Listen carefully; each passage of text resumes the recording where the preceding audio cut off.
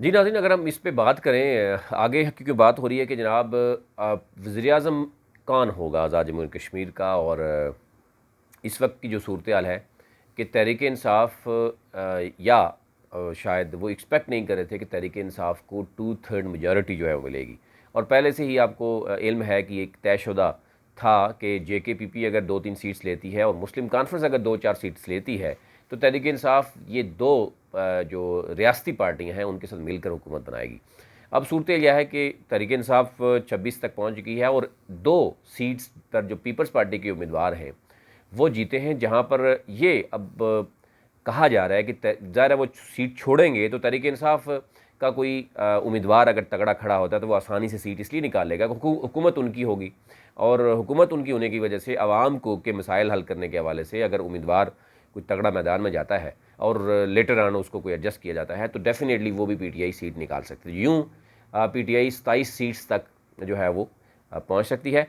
Peoples party ने कोई surprise नहीं दिया। पीपल्स पार्टी के जितने भी तगड़े उम्मीदवार थे, पीपल्स पार्टी का वोट इंटैक्ट रहा। जिस तरीके से मुस्लिम लीग नून को नुकसान ये ज़रूर हुआ कि मरीम नवाज़ और शहबाज शरीफ के हवाले से पहले कहा जा रहा है क्योंकि पहले एक जाएगा फिर दूसरा जाएगा। अभी शहबाज शरीफ साहब ने तो ये कहा है कि वो उन्होंने मुबारकबाद दी अपने तमाम जो जीतने वाले हैं वोट बैंक, उनका सेकंड पोजीशन थी इस वक्त आज़ाद जम्मू कश्मीर में। मरीम नवाज़ ने कहा कि मैं ना तस्लीम करूँगी, और आल्दो कि उन्होंने ये ज़रूर कहा है कि मुश्किल वक्त में उनकी टीम ने जीता, लेकिन वो ये चाह रही हैं कि वो मानना नहीं चाह रही कि शायद धांधली हुई है, जो भी है अभी तक उनकी कुछ चीज़ें सामने नहीं आई, स्टांस सामने नहीं आया।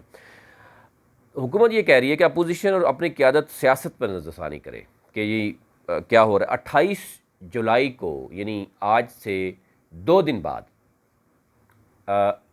सियालकोट में पीपी 38 में इलेक्शन होने जा रहा है।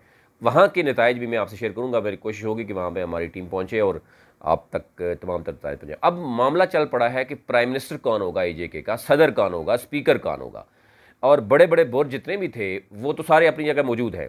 बरस सुल्तान सीट निकालने में कामयाब रहे, सरदार तनवीर इलियास निकालने में कामयाब रहे, चौधरी अनवर अल हक कामयाब रहे, ख्वाजा फ़ारूक कामयाब रहे, और इस तरह के बाकी जो ख्वाजा मोयुद्दीन हैं वो कामयाब रहे। ये वो लोग हैं जो एक्सपेक्ट कर रहे हैं कि शायद उन वज़ीर-ए-आज़म का कोरा उनके नाम पे निकल आए, तहरीक-ए-इंसाफ़ का। दूसरी तरफ जो है वो सिवाय मुस्लिम लीग नून के जो बड़े बुर्ज थे जिसमें वज़ीर-ए-आज़म राजा फ़ारूक हैदर एक सीट वो निकाल पाए, एक सीट वो में वो हार गए।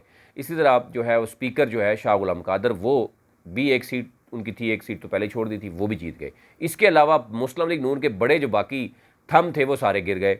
उसमें नजीब नकी है और इसी तरह के बाकी लोग हैं, नूरीन साहिबा हैं, और बाकी इस तरह के जितने भी जो है वो तगड़े यानी बुर्ज थे वो वहाँ पर नहीं सर्वाइव कर सके। तो यहाँ पे एक तो सूरत हाल है कि इस वक्त तहरीक इंसाफ जो हुकूमत बनाने में है और सारी नज़रें वज़ीर-ए-आज़म पर हैं कि कौन होगा, क्या होगा। इस पर हम आपको इंशाल्लाह जो है वो डिटेल बताते रहेंगे।